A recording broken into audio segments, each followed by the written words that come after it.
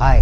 तो अभी रिसेंटली मुझे किसी ने मैसेज किया, is it possible to get a nose like this with a reference attached picture of Zayn Malik I think. Mine is not that sharp or like yours sharp and thin. अब ये बहुत basic question है of patients who are seeking a rhinoplasty और a nose job surgery. They want to know that what can be achieved and what not by means of surgery. Let's understand this. अब rhinoplasty surgery में हम nose के architecture को alter करते हैं surgically with some very specific aims. अब जो पहली कैटेगरी ऑफ पेशेंट्स हैं, they are the ones who have some obvious deformity. जैसे कि in this case as you can see there is a dorsal hump. तो इस केस में हम इस हम्प को रिमूव करके एक harmonious straight lateral profile achieve करने की कोशिश करते हैं.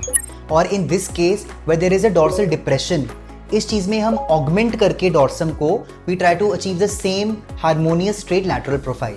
In some cases, like in this one, a person may have a crooked nose deformity where the bony architecture is not straight. It could be either C-shaped or S-shaped. In that case, it can be surgically corrected. अब second category of patients वो हैं जो अपने current nose की shape से happy नहीं है.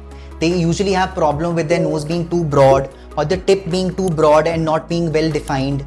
In that case, it is possible to surgically correct these, but within the architectural framework of that face. अगर nose का base बहुत wide है, उसको narrow किया जा सकता है. अगर टिप वेल डिफाइंड नहीं है तो सिर्फ टिप प्लास्टी करके टिप को थोड़ा सा और शार्प और वेल डिफाइन किया जा सकता है.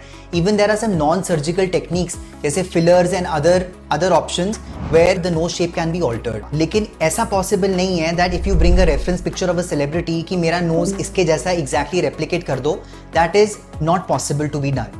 So rhinoplasty is a great surgery and if performed well, ये आपके फेस के पूरे एस्थेटिक्स को बहुत इनहैंस कर सकता है. But rhinoplasty is also a very individualized surgery.